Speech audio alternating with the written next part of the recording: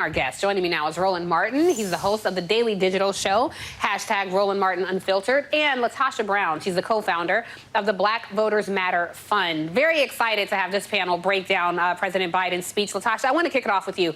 What do you say? Did Biden capture the soul of America on Thursday night? You know, I think he did three things. One, I actually thought it was one of his strongest speeches. I think that he was able to capture this idea of hope. You know, the last 2 years has been very difficult for people. So even having a sense of hope, I think that in itself, I think he did a really good job at. The second thing I think he did is he called out some things that some of us have been screaming all the while. And the fact that he actually mentioned white supremacy, the fact that he actually mentioned that there's this element around, there's an attack on equality and democracy, and both of those are connected.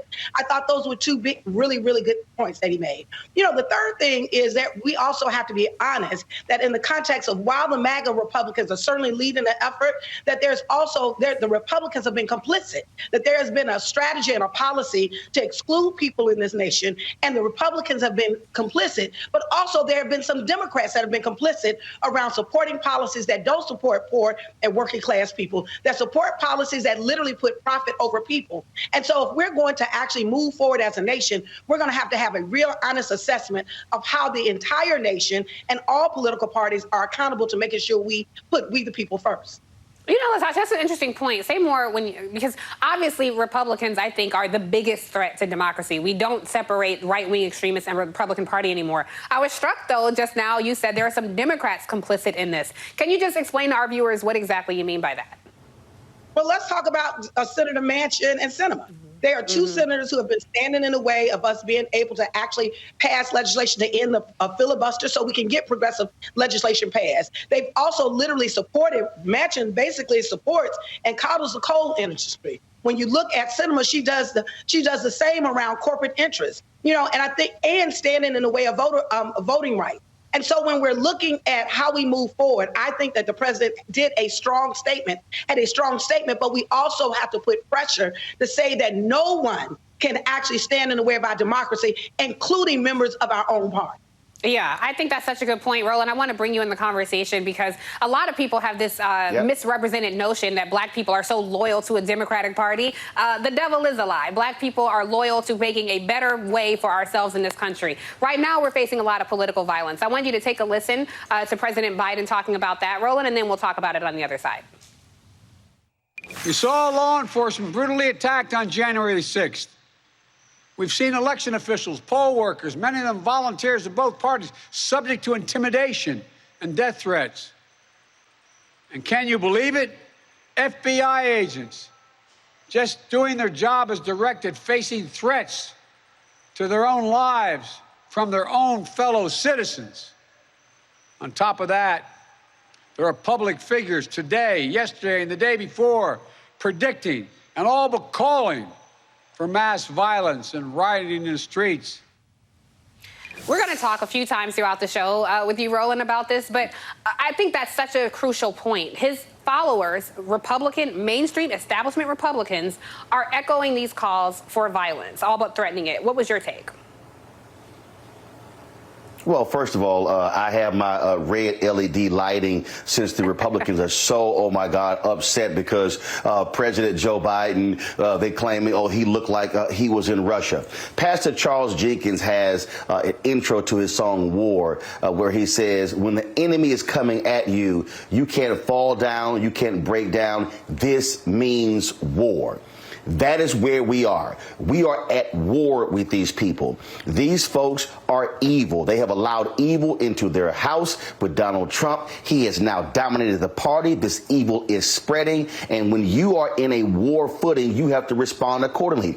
It's about time President Joe Biden decided to get tough. It's about time his advisors stop being weak and stop being impotent and not fighting back. What these people want to do to this country is destroy democracy. They want to rig elections. And so it requires you to stand strong. You don't walk comments back. You don't wilt under the pressure.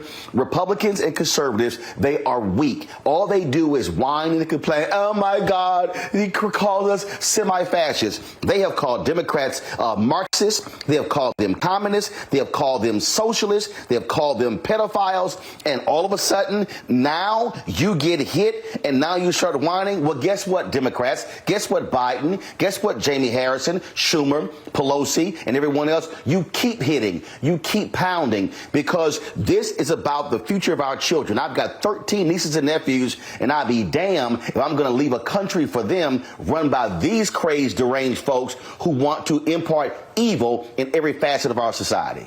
Yeah, it's a scary thing to think about, really. So I want to take a break from Roland's candlelit meditation studio and bring LaTosha back in the conversation and talk about, because, look, Biden was talking about, he was trying to, say, well, I don't mean all Republicans, I just mean some Republicans. Take a listen to what he said, LaTosha, and then I definitely want your thoughts after you take a listen. Here we go. Republican embraces their extreme ideology. I know, because I've been able to work with these mainstream Republicans. But there's no question that the Republican Party today is dominated, driven, and intimidated by Donald Trump and the MAGA Republicans.